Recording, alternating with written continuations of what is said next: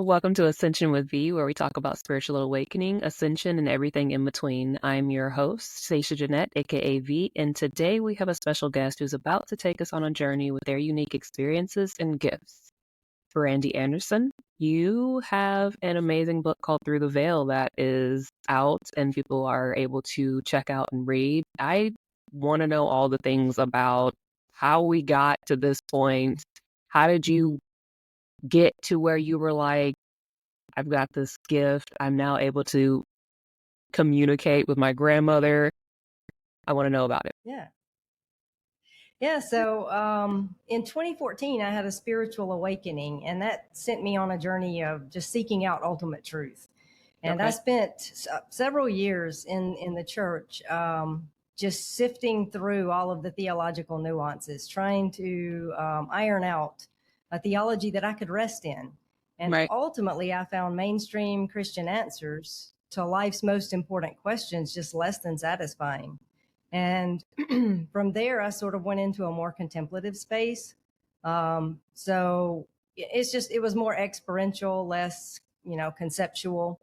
And in that space, from within that space, my grandmother was nearing the end of her life. And so when she crossed, I should back up and say that when we are nearing the end of our physical lives, the veil between the spiritual and the physical becomes thin. Mm-hmm. And at the time of our actual crossing, that thin veil opens into a portal and we slip through, and it's usually an instantaneous phenomenon. Right. But my grandmother resisted death. She had an aversion to death. She did not want to die. She was afraid of death. And so, in her resisting, she initially became stuck in her crossing, Yeah. and it caused her portal to remain open. And but within a short amount of time, she became unstuck. She gained some perspective about her situation and was able to go ahead and cross. But her portal at that point was open still Right. because she had been stuck. And because of this, it allowed her to be able to manipulate the physical realm in ways that she would not have been able to without a portal. And so a month or so after she crossed, she reached out for the first time. She turned the television on. It's a Roku smart TV. And so she Okay. turned the television on. She navigated to the search bar and she typed the word hello. And my family who live in that house ran out of the house screaming in fright, like they were completely horrified. And and then, so as soon as they were afraid, the activity stopped, the TV shut off. But then in a couple of days, it happened again. This time the TV popped on, navigated to the search, and the word love appeared in the search bar. But my family still, they were having none of that. Still, they ran out shrieking in fright. Right. And this it persisted. She would continually try to reach out, and it would just unnerve my family. My aunt actually moved out. She was so rattled by it. And they would call me, panicked, like what to Right. do. And they had, they saged and prayed and cleansed in case it was something malevolent. And they tried to determine if it was someone in the physical realm playing a joke, like maybe a hacker. They looked at the cameras on the perimeter. And Right. ultimately, they just couldn't, figure out the source of it. And it persisted. Um, So eventually I said, why don't I come over and we'll look into it and just see, engage with whoever or whatever it is and try to get to the bottom of this. And in my mind, I really thought it was someone probably in the physical manipulating the television somehow. right. But then in the back of my mind, I was like, but what if it is Granny? You know? Right. So either way, we need to figure out what this is. So, so I went over and, while I was there, we didn't attempt communication. I just was there. I was just in their living room. And Right. during my visit, the television popped on by itself, navigated to the search, and everyone in the house was like, "Oh my gosh, it's happening!" And I It's was like, happening. "Everybody, just be calm. We'll just figure." Yeah, yeah, because it had been such a source of fear for them. Right. So Right. as whoever it was began to communicate, they came through as Granny, but we weren't sure about that. Right. So tentatively, we engaged with the communication, and pretty quickly we determined that it could not be someone in the physical realm, like a hacker or anything like that, because whoever it was could read our thoughts, and that rocked us. Yeah. We would have a thought, like we would be thinking of a question or something that we were going to say. And before we actually articulated it, the response would be issued, typed out on the television. Right. And I was like, can you read our thoughts? And she said, yes. So we started to test it, like we would think something and wait. And I mean, without fail, just the answers, the responses were prompt and accurate for what we were thinking.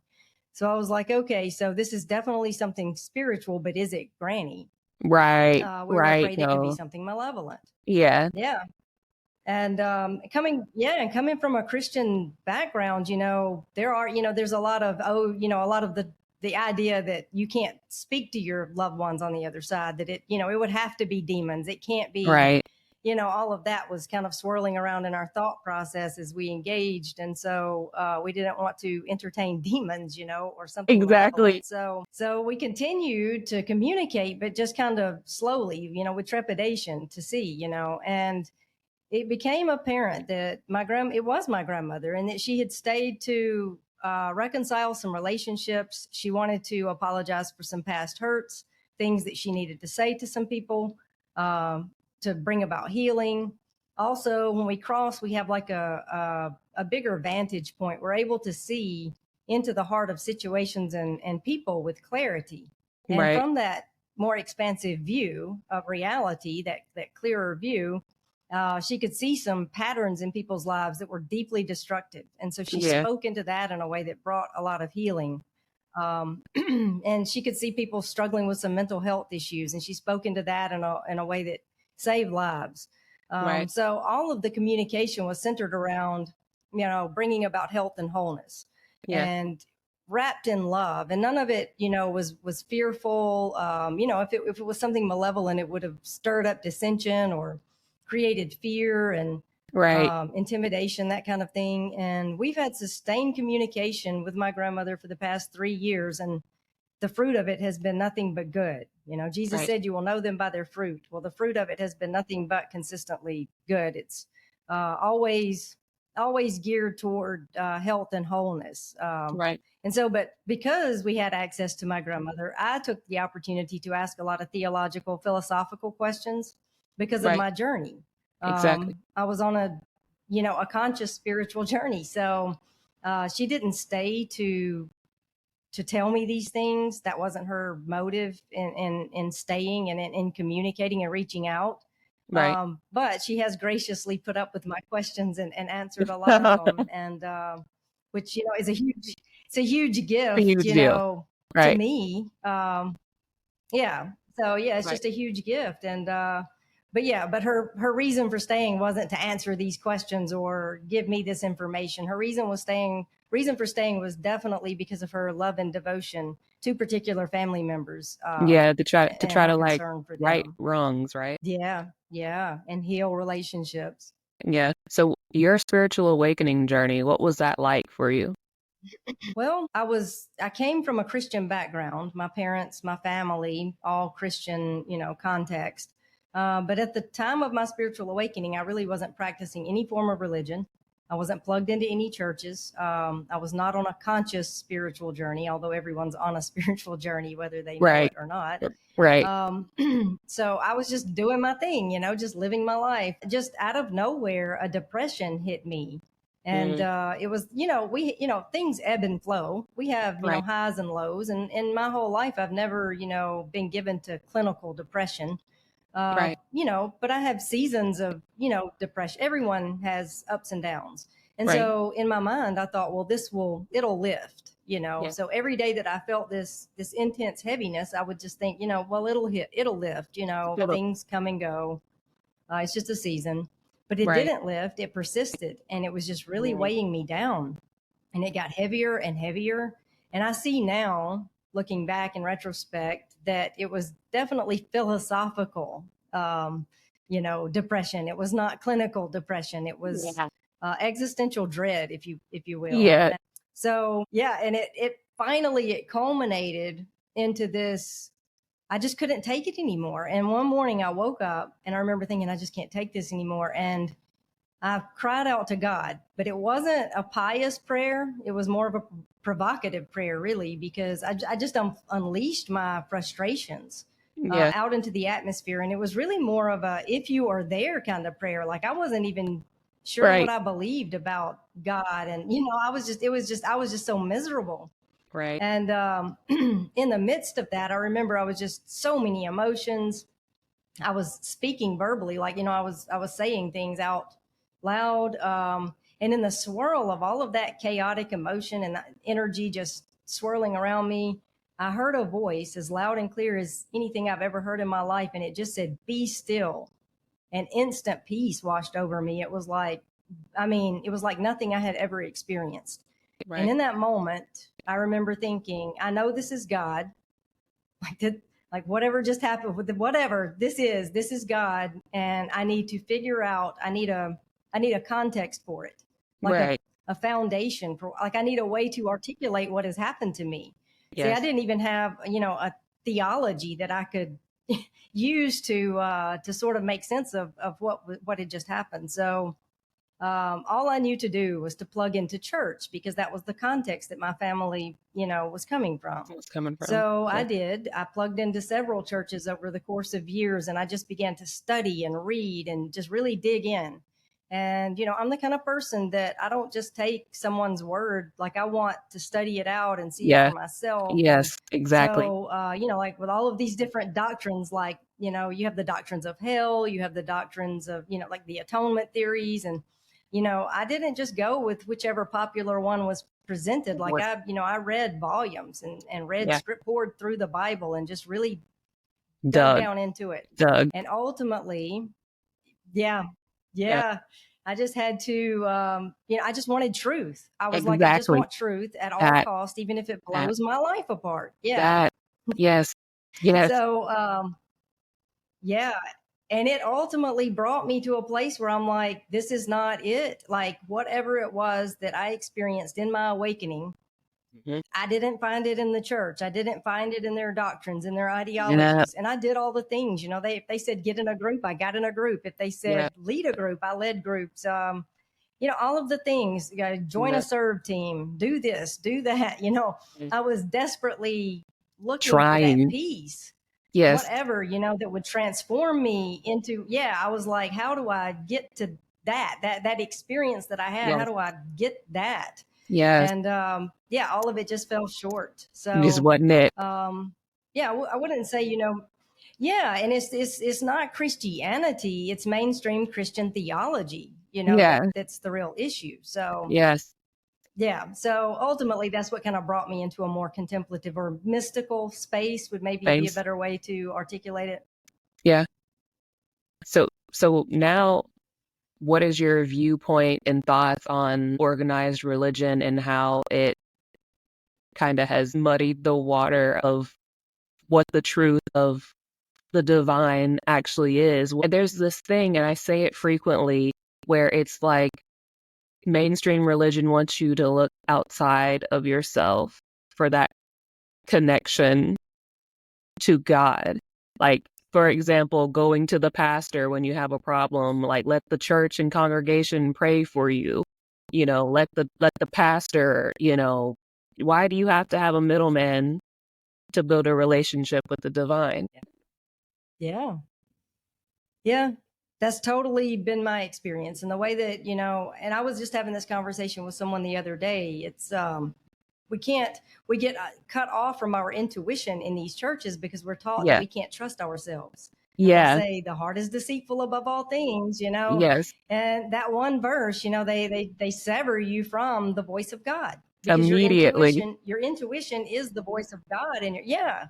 So, Elijah, he heard God, not in the storm, not in the loud externals or whatever, not in the fire, not in the, he heard God in the still small voice, very much an inner Right. voice, that Exactly. intuitive, you have to still yourself and be quiet to tap into it, but it's there. Right. And yeah, and the church just keeps us kind of isolated from that. And like you were saying also, that you have to trust external authorities. It's always either the Bible or a pastor or there, some external doctrine or Something. something. Right. So, and it keeps us, in this perpetual loop of, it's just really false self pandering is what it is. Right. Like you put on this shiny exterior because you think, okay, so I've said the prayer, I'm saved, I've been baptized, I'll go to heaven when I die. But, as far as, actually having any kind of inward shift, that's a Hmm. whole other matter. And I'm not saying people can't have that in church, because certainly Right. you can have that anywhere. You can Right. awaken in any, context. But for Right. me, I found that the church was mostly an impediment to that kind of awakening, because it keeps you trapped in a space where Yeah. it's just not possible. So you have to almost bust Exactly. through all of that, transcend it to actually get the, the full, The full I would effect say. of it. Yeah. Yeah. So in this shift, in this realization that you had, what was some of the key points that you noticed when you started communicating with your grandmother? Like, hey, these were some of the things that I did not learn in church. And like speaking on reincarnation, how did you come upon that topic with it? Yeah. So, well, by the time that my grandmother came through, I had already shifted out of that mainstream evangelical type, theology. Yeah. And so I was already, a lot of the things that I was asking my grandmother about and things that she just served to kind of validate where I was already leaning, maybe bring it into a little sharper focus for me. Things like universal reconciliation. I had already, left behind the view of eternal conscious torment. And Right. while I wouldn't say with certainty that universal reconciliation was truth, because you can't conclusively, there is no way to say conclusively. Right. I definitely leaned in that direction and felt like that was, the likely truth. Right. But I was able to ask my grandmother, and she was able to confirm, and then, tie some scriptures in there, and like validate and connect dots, which was super helpful. But the one thing that she did share with me that was not, well, not the only thing, but the one probably primary thing that she shared with me that was not part of my worldview is that reincarnation is true. And it was Hmm. because I asked. Because I'm coming from a Christian perspective, but I also, Buddhist theology or Right. philosophy has been super helpful for me in kind of processing my own faith, Right. Christian faith. Right. So I'm not a Buddhist, but it resonates. Buddhism resonates, and so, and I have read the Hindu, like the Bhagavad Gita. So like the Hindu scriptures and the Tibetan Book of the Dead, and so I had a lot Yeah. of like Eastern thought kind of Yeah. swirling around, and so I would ask her, I wanted to ask her some of these things. I was like, is the Tibetan Book of the Dead an accurate way? Is that like when we pass, is that how it is? And she said, it's like that a little bit, but it's not entirely the way that That. it's depicted, throughout that book. Right. But it does offer a more helpful view than the mainstream Christian view. Obviously, they get it Yes. completely wrong. Yes. Um, yeah. And yeah, but when I said, is reincarnation true? And she said, yes, I was like, wow. See, this Hmm. changes everything for me, because coming from a Christian perspective, that just was not ever a part of my worldview. Right. And I had, like seen on television and read accounts of children with past life memories where their memories had been validated, just very explicit memories about a past life. And they were able to go to those places and interview the family members and really just validate what these children were remembering. And Right. I found that really compelling, but I didn't know what to do with it. I would think, wow, that sounds true. Sounds like Yes. they are Right. reincarnated. I can't think of another explanation for that. Right. But I didn't have, like a The theological proof. framework for it. Yeah. So after she told me, yeah. So after she told me that it was true, I began to like dig into it more myself. Like I read some stuff, poured back over scriptures, just kind of. And when you begin to see though that reincarnation is actually mentioned in scripture, Hmm. it's there, but it's glossed over or explained away in Exactly. mainstream church. Like Exactly. yeah, the disciples asked Jesus, when they came upon the man born blind, they were like, who sinned, this man or his parents, that this man be born blind? And Jesus said, well, first of all, the fact that they asked, could the man have sinned to be born blind? Was it his own sin that caused him to be born blind? That means that they believed in karmic past life Right. accumulation of sins, because a person, how could you sin to cause yourself to be born blind if there Born are no like that. past lives? Right. Um, yeah. And Jesus, he responded by saying it really doesn't matter whether this man or his parents sinned or whatever. We're here to bring the light, just Right. alleviate suffering when we can. Right. Um, so anyway, yeah, reincarnation definitely was the primary thing that she shared that shifted things the most for me. Nice. I mean, like it's a mind-blowing concept, and especially when you're able to get that kind of reassurance and validation, especially, from her, and taking in accountability of, okay, so this is now something that I can dig into. This is something that I can now put my focus into. Reincarnation has been the most, I think, fascinating and is topic that a lot of people have, I think, wondered about and wanted to know more about, and you kind of got the inside scoop with it here. I mean, that's a Yeah. it's like you got the crack open of the Pandora's box, you know what I mean?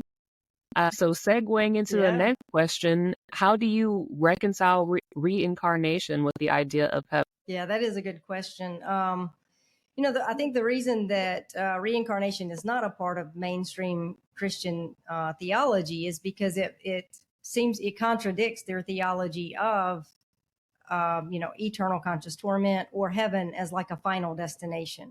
Right. Um, but when you begin to see that heaven's not a place we go to, it's a place we come from, Right. and we are all perpetually in flux continually. There is no destination. Life is not a destination, it's a journey, Right. both here and on the other side. You begin to see that reincarnation doesn't violate Christianity, it just violates mainstream Christian theology. Yes. So yeah, we can cultivate heaven now. Jesus said the kingdom of heaven is within you. Right. So it's not about it's not about saying a prayer and floating away to a place called heaven when we die. It's about transcending the ego now Mm-hmm. and experiencing peace, inner peace, alignment, inner integrity now. And we carry whatever level of consciousness we have attained, we carry that with us in our crossing. And so reincarnation really is just a testament to the grace of God, because we are afforded unlimited opportunities to cycle through and learn our lessons, and experience life in a multitude of ways. We could, experience various, genders, Exactly. um, various cultures, all kinds of experiences that we, no way could one person experience everything life has to Everything offer in one short in one physical lifetime. life. Yes. Right. And when you believe that you're given this one short physical life to figure everything out, check all of the boxes, get everything right, or you'll go to Right. heaven, or you'll go to heaven, or you'll go to hell for all eternity if you don't get it right. That's a very nihilistic view of Right. reality. I mean, But it's a some view people, that we their all, lives are cut short. yeah, but that's a view that, like, a lot of us have been conditioned and programmed to have and think. Like, that's a thing. So what is now the view of hell in light of incarnation? Like, what is that shift now? Yeah. Yeah. When you do see that heaven is a state of being, you Mm-hmm. begin to see that hell also is a state of being. Yes. Jeff Foster said, heaven is this moment, and hell is the burning desire for this moment to be different. And I Right. think that sums it up quite nicely. Heaven is being fully present in the moment. That really is what heaven is. It's to be Right. properly aligned, to Exactly. allow life to flow through us, not lost in thought and distracted by our worries. If we're in thought, we're Circumstances. either in the future, which there's nothing but worry, yeah, Right. or we're in the past where there's nothing but regret. So yeah, hell is just being out of alignment and living our lives from a false persona, that mask that Right. we all wear in the world. Right. Yeah, to being conditioned. It's the conditioned mind. In fact, the ego is the perpetuator of all evil. So yeah, it's just It's just about shifting our perspective and realizing we can have heaven now. In our incarnation, we can experience what the kingdom of heaven is. But also, I should say that while there is no final destination for the wicked in a place called hell where they'll suffer eternal conscious torment, there is a fire, according to my grandmother, on the other side that everyone Yeah. passes through. Yeah. And this fire is a purifying, a cleansing fire. Yeah. Right. And so it's not retributive, it's restorative, and it's intended to just burn away all of anything that interferes with love. And it can be particularly painful for people who have not done their inner work, people who basically, if your inner condition is, the environment of a Rough. hell, now Rough. you take that with you, Rough. then you'll have to contend with that on the, yeah. Yeah. Yes. So, yeah. So it's just about, yeah, shifting now, realizing the importance of awakening now and not Mhm. saving it, to some after death, um, you Thing. know, Yeah. Yeah. And it's, and, yeah. and I think that you brought up a good point of where it is. I think a lot of people think that, oh, well, if there's no actual hell now, like, then I can just be out here where, willy nilly doing whatever, just be acting a fool and there's no repercussions on that. And like, that's not a, that's not a thing. Like, no, you gonna feel that. You are going, you're gonna feel it. You're gonna deal with it. But do you think that Yeah. people have the question of saying, is there even a good and evil? Mm. Yeah. That's a good question. Yeah. I think, thing is, evil is not nothing. We Right, feel it. We perceive it. But I would say evil is relatively real. It wreaks right, havoc in this world that we live in, but right, ultimately it is not real. Ultimately, it's an illusion because it's born out of our ego, which that also is illusory. right, Um, a little nuance to that or whatever. Does evil exist? Yes, relatively it does. And it clearly grips the world in right, palpable ways. But ultimately, evil will cease to exist because it lacks any kind of substantial existence in and of itself. It's born out of our egos. right. How do people interpret what the ego is in different ways? Like, I know within the spiritual community, we'll say, like, you have like the death of the ego and dark night of the soul and, doing the shadow work. But what do people outside of the spiritual community relate the ego to? Like, what is a layman's term that people outside of the spiritual community would know, Yeah. relate ego? Yeah. Yeah. I would say that, the ego is okay. So I would say that we have the persona, which is our false self. It's the mask that we wear in the world. It's how we want to be seen, it's how we present ourselves. And we Right, develop this beginning in childhood from our earliest memories, from our earliest days in our incarnation, because of our family of origin, whatever our context is, whatever we're coming from, we are conditioned. We learn ways of coping in our world. We learn ways what's acceptable, what's unacceptable, right, and in order to survive in our families and to be, not get in trouble, to be thought well of, to be yeah, rewarded, we learn what we need to do or not do, and right, so we begin to wear a mask. And the things that are unacceptable that our family tells us, these things are unacceptable. We repress those things. We push those things down into what would be called the shadow. That's what the shadow is. The shadow's not bad. It's just no, unconscious. exact, It's the parts of ourselves that we have denied, yeah, things that we don't want. yes, And they're exactly, not necessarily bad things, I should say. Your gold is in exactly, your right, shadow too. right, Your best talents are pushed into that shadow. It's things yeah, that maybe you are reprimanded for by your family, as too much or, right, overwhelming to your family. And so you learn to just shove those things down, but maybe they're your best gifts. exactly, So we operate in the world from a place of inauthenticity, mhm, beginning from our childhood. And it becomes so ingrained, so conditioned that we don't even realize we're doing it. I mean, it's just right, an automatic. And the early years in our life, we are deep, heavy in our egos. And then finally, we come to a place where maybe we exhaust the limits of this yeah, ego. The persona it comes to a point where it doesn't it doesn't work anymore. We realize that it's the limitations. We hit a wall. Yeah. And that usually presents in like existential angst, depression, that kind of thing. And because all of life is designed to awaken us, that's just the universe's way of saying, hey, wake up out of this slumber and get out Number. of this false way of operating. Yeah. And get into alignment. It's life's way of trying to wake us up out of the illusion. Right. But yeah, so I would say that that's what the ego is. And we don't kill the ego. Right. The ego really is what keeps us tethered to this world of form. If we were to kill the ego, we would cease to be incarnated. You transcend the ego. And by transcend, what you do, you have to bring what's in that shadow to light, all of the Right. things that you denied, repressed about yourself, welcome that with compassion, and Mm. bring everything into balance. Yeah. And I personally think that that's a lot of the issue in the church, is that people aren't actually doing this shadow work. They're not That actually coming into alignment or being taught how to, that yeah, instead they're just putting on this math. churchy veneer. And Correct. so it's the false self. It's just a religious false self. Yeah. Yeah. So, I think it's Ken Wilber said that most of the church is just the false self dressed in drag. And he was Yeah. so right, because that's what it is. People just shift. They just shift into the church, and then they still have the false self, but now it's a religious false self. It's a Right. spiritual false self.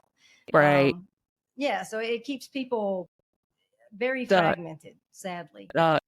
Yeah, because if you believe that you have done the right things and you're going to heaven when you This. die, you are This. stuck, because This. you don't dig in anymore. You don't question, you don't seek. Yes. You're like, "Oh, I have Yes. arrived." And that is the worst place to be, because It's the we never worst. arrive. I mean, they're No. continually in. Yeah. Yeah, I have said this so much to people where I'm like, holy cow, did they do a number on us and the people of this planet? Like, so many people are just enslaved, and I feel terrible because they inherently really think that they have done the right thing to like get that that Oh, stamp of yeah. approval or that gold star, the all the things, the all access pass, right? And little do they know they're just stuck, like stagnant and stuck. I know. And it's just like Yeah, and I mean that. Yeah, I mean I get it, because I have been there. I mean, it'll we all, same, like anybody who has passed through that system. Yeah. right? So it's like no judgment. I get it. But it's sad though when I see people who are so entrenched in it that they cannot hear. At Because all. even when I was in it, like I passed through it. Yeah, I was still very open to Right. hearing alternate views. I mean, that doesn't mean I'm Right. going to accept a view, but like I want, but truth is the most important thing to me. And Yeah. so, not my idea of what's comfortable, not my Yes. social group. See, that's another thing. People are plugged into the church. That's their The whole world, comfort. their social activities, everything. Yeah. And so to deconstruct that, Yeah. step away from that would be to alienate, isolate yourself. And it's Yeah. frightening. Yeah, But yeah, for me, that wasn't an issue. that isolation phase is like Go needed ahead. though. Do you know what I mean? Like you find yourself and who you really Yeah, are in solidarity. Like that's just a part of it. But you're right. That's a huge component to why a lot of people don't want to step outside of the traditional organized religion thing, because it requires them now to be alone and then also to have to embrace this whole new perspective of things on their own, and it is just, yeah, but yeah, it's really bad. Like it's really bad to think of, again, you and I, like, and I'm sure other people, we saw it and we were open to, again, knowing, hey, maybe there's something else, but there's a lot of people who it's just like hear no evil, see no evil, speak no evil. Like it's just I don't want to talk about it. Everything is all about what's happening here within the church and the pastor and the congregation, and this is the thing, and that's it. Yeah. Have you faced Yeah. backlash from people who have known you when you were in the organized religion? Yeah, a little bit. Because, I passed through the church rather quickly. I mean, it was years, that I spent, studying out everything, plugged into the church in that capacity. So, I mean, it was several years, but Right. I wasn't one of those people who had just been in it since birth. And even as Right. I journeyed through it, I don't know. I mean, like I said, I was always questioning and, and studying and learning and seeking truth. That's the Right. thing. I want truth at all costs. And so I don't know. I wasn't what's the word? I guess I wasn't overly concerned with those connections. I mean, not that I didn't value the people that I met or whatever, but I could easily let that go if it took me in another direction. Like Right. I realized, I Exactly. recognize that Exactly. not all people are my people, and that's okay. That. But I have had some people that, they pushed back a little bit, like maybe on social media when they saw, they would, argue a little bit. And it was always, it's like, I'm telling you this in love. And then they would proceed to tell me, hey, you're basically in a very kind way saying you're going to go to hell if you don't y- believe these things and do these Yes. things. It's very fear based, Yes. very conform to my way of thinking Or so that you that's don't go it. to hell. But I don't Or want to hear that's what it. you're thinking. Yes. Yeah, this is like, yeah. So, and when I would push back against that, they would unfriend me. So they really didn't push Yes. back so much as they just dropped off, which, you expect Yeah. that. I mean, because Exactly. energy, the law of attraction, right? We're all vibrating at different frequencies. And so Right. the universe will just remove people who are not your people. And Yep. so what Yep. I'm not sharing to convince anyone or convert No. anyone or say, hey, I have all the answers, come do things my way, Correct. but I But it share is from an my own lived invitation. experience what has been powerful, transformative for me, and anyone that it resonates with, great. I'm happy Hmm. that it can be helpful. But if it doesn't Exactly. resonate, if that's not your channel, that's fine. It's Just, good. do you. And Right. yeah, Yeah. so that's kind of Yes. where I am with it. Yeah. Yes, and that's how you have to be, because it is as you change and ascend and grow and evolve and all and he do all the healing and the shadow work and all the things you do, like the energetic dissonance becomes so high, where like you said, a lot of people just like they just can't, they can't converse with you, Yeah. speak with you, be around you even, and that's just how it is. That's just part of the way of the universe, part of life. Also, on this Yeah. topic, I wanted to ask you about the purpose and meaning of life. How has that been shaped for you at this point in time? Like, where are you on that view? I would say, simply put, the meaning of life, the purpose of life is to awaken. Mm-hmm. Um, so all of life is designed to awaken us. Right. That's the whole karmic cycle and reincarnation. I mean, life is not happening to you; it's happening for you. For And you. there are no Yeah. obstacles along the path because the obstacles are the path. And so Right. that's very true. That's the nature of ultimate reality. And ultimately, we all do come into alignment, whether now or later. Of course, if we resist it, and the longer we resist it, we suffer. But Exactly. ultimately, everyone will be made whole. Will come into alignment. But people say they want to know the meaning of life, and I'm a spiritual director and Jungian coach, and so that's the first thing when people come to me.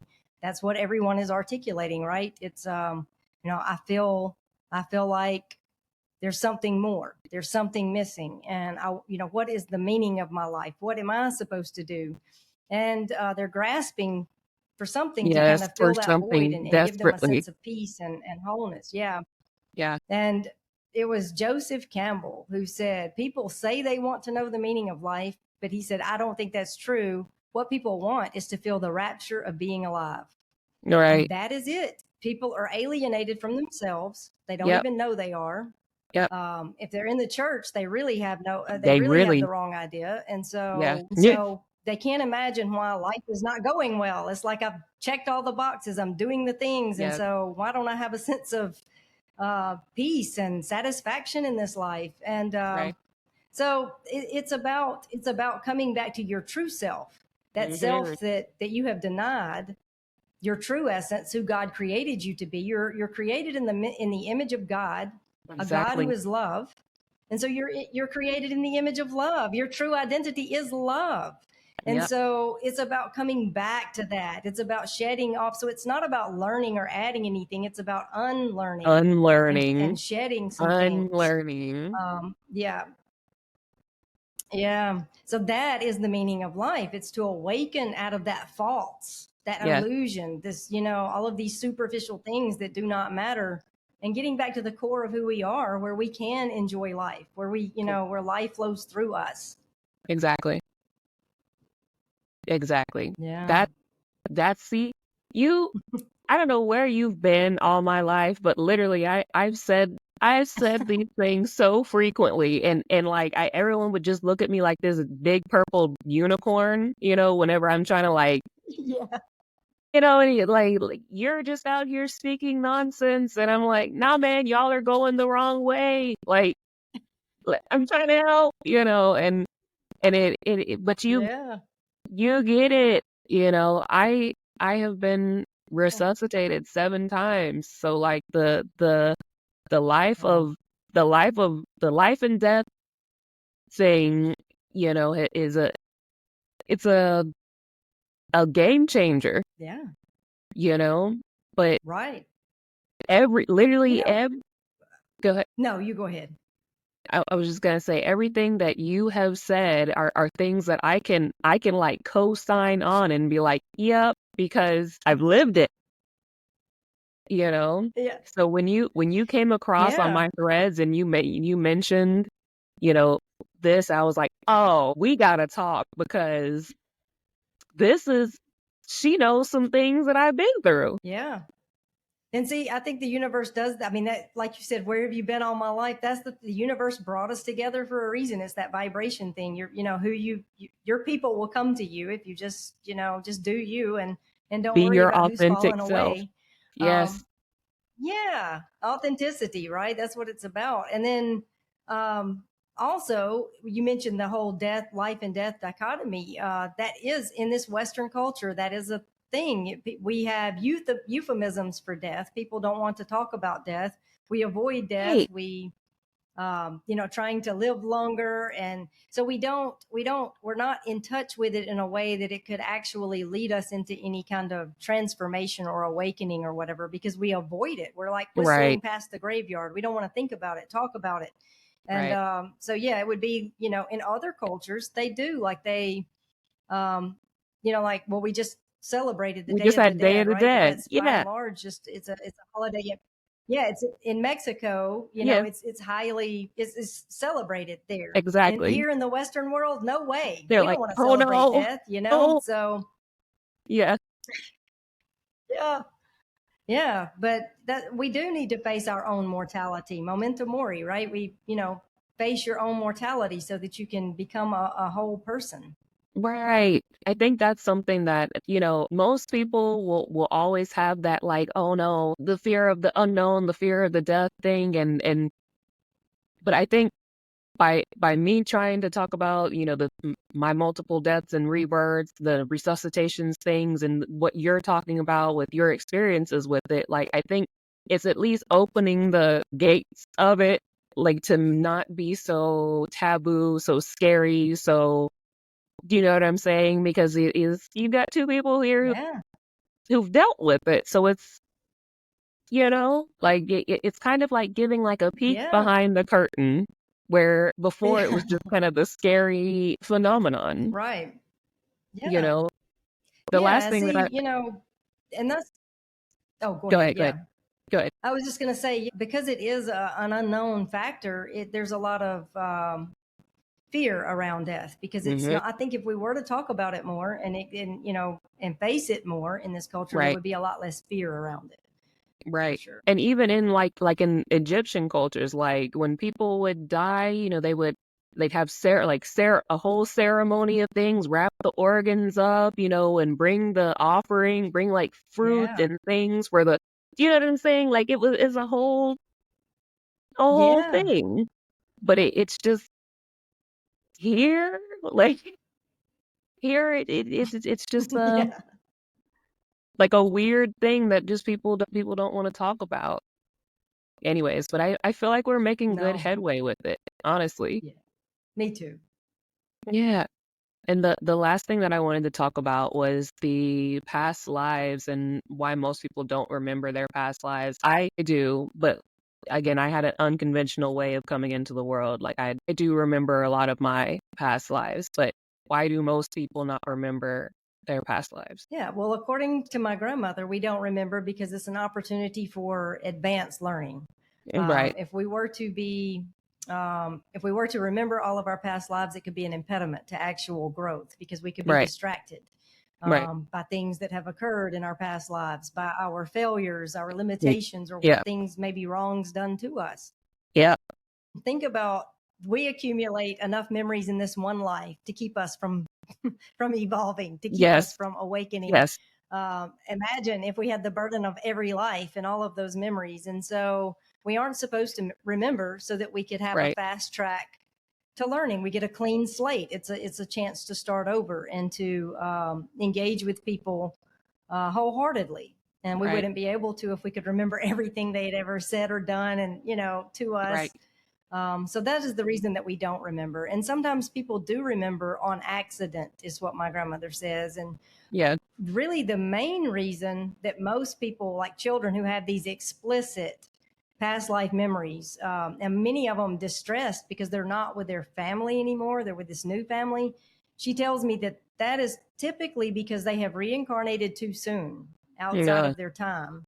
And they yeah, have left their soul group doing so, because we are really supposed to stay with our soul group and wait and reincarnate. If we choose to reincarnate, do it again as a group so that we can work through our karmic cycles with the people we created our karma with, right? yeah, But people who are impetuous and come back too soon, they make things more difficult for themselves. And they have these yeah, memories because it's fresh on their minds. And they're also alienated from their soul group, and that's distressing. So it will set them back. yeah, But ultimately, they're still connected to their soul group, through consciousness, and one day will circle back to them, right. so they're not like eternally lost or anything. Lost. Yes. But that's the reason that some people, yeah, but that's the reason some people do remember their past lives. Yeah, and I mean, I can second that. Like there have been times where there were things that I wanted to do, and I had an inherent fear of like, oh, I can't talk about. Currently, the perfect example is this of doing the speaking out on the spiritual stuff because I remember a past life of being burned at the stake, like for speaking on it. Like, do you know Yeah, what I'm saying? So like, I can literally co-sign on exactly what you just said because and I was like, what is wrong with me? And I was hearing my spirit team and everyone telling me like, it's your past life stuff that's you're having to push yeah, through it because it's like ingrained in your soul. Like, this is what got me killed in a past life. You know what I mean? Like it's a whole yeah, trip, but I can yeah, definitely co-sign on that. Like that's really a thing of why a lot of people don't remember it because it inhibits you from wanting from doing the things that you're here to be doing this lifetime. right. Yeah, Yeah, I mean, I mean, there are some things that, is kind of trivial, and it's okay to know those things. It wouldn't really set us back if we did. But some things really could, like you're saying, it could right, really hinder our progress. Like my grandmother has told me some things about my past life, right. but there are some things she won't. It's off She'll limit. say no say when I ask certain questions. Yeah, Yeah. So, yeah, it's funny. She said that in my past life, I owned a zoo. And I'm an animal person, so that yeah. doesn't surprise me at all that I'm at the zoo. And she says that I rescued a lion named Penelope, and she mauled me to death at the age of 45. And I was like, oh my gosh, that's terrible. Oh, And it's so right. frightening. And she said, but you learned your lesson. She said, in this life, you have dogs and not, no lions. And I was like, I didn't learn my lesson.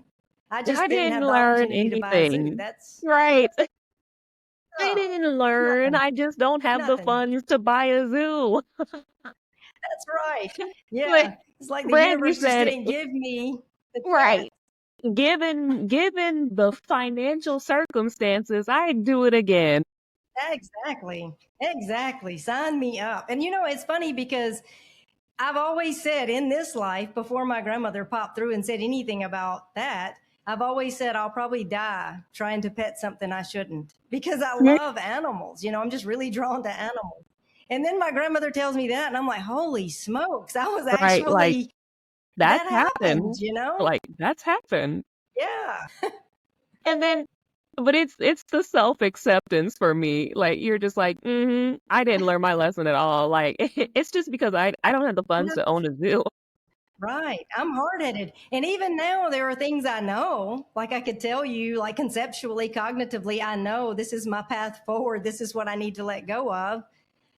But then doing it, that's a whole Yes. other, like we have these compulsions and we're driven, by, Yes. yeah. So, yeah, we're all Well, continually in flux. And, thank be to God for these reincarnation options and, a chance to come into alignment because I don't know. I mean, one short life, I don't know. That would be right. a No, miracle if anyone could, integrate everything in one short everything. life. Right. Like, there's no way. There's Yeah. no way. Every time people say that, they're like, "There's reincarnation isn't real." I just give the side glare at this point because I'm like, because man, listen, you haven't learned anything this lifetime. So how you gonna tell me that you only gonna have this one life? You didn't learn anything. You didn't learn anything. You're Right. absolutely coming back. Like, Yeah. Yeah. you failed every class. Anyways, that's how I look at it. Like, Earth is just one big school. But Yeah. yes. That's right. Yes.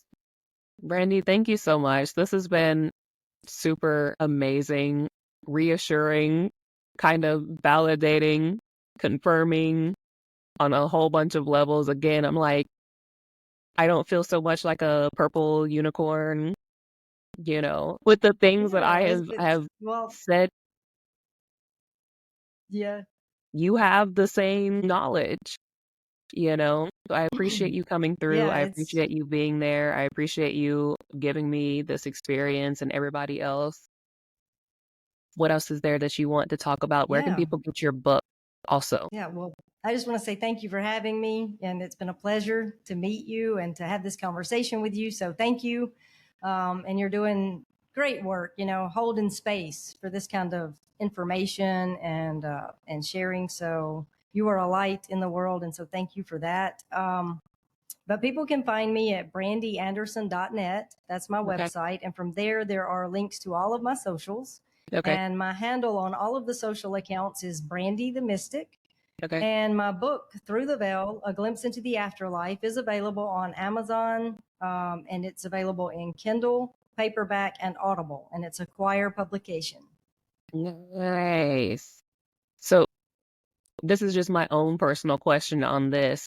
How was that process for you getting it published? Like, was it scary? Was it intimidating? Was it difficult? Yeah, so I felt really compelled to write the book because Right. my life had been so changed in such a meaningful way by the Right. stuff that my grandmother was able to share with me. And so I wanted to share it so that it might offer some peace and hope to others. So I was really motivated to write the book. And so writing it was, a pretty easy process. It just, Okay. it just kind of flowed. And then when it became time to shop for publication, I did have a little, I don't know, a little hesitation about that because I knew like once this is out in the world, I knew that, the pushback, the criticism will come. Right. The more vocal I am about my experience, Right. the more pushback and that I would receive. So yeah, there was some I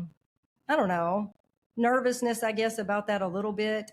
Yeah. Not nervousness that people would push back or maybe unfollow me. I don't really care so much Hair. about that. It's that I want to handle things well. And Yeah. so I'm like, am I ready? Am I at a place where I can, Yeah. handle that kind of thing well? Is it going to trigger me and cause me to spiral or something? Yeah. And so have I done enough inner work to be able Yeah. to Yeah. put myself out there like that? Working on me is the first and most important, you know, Yes.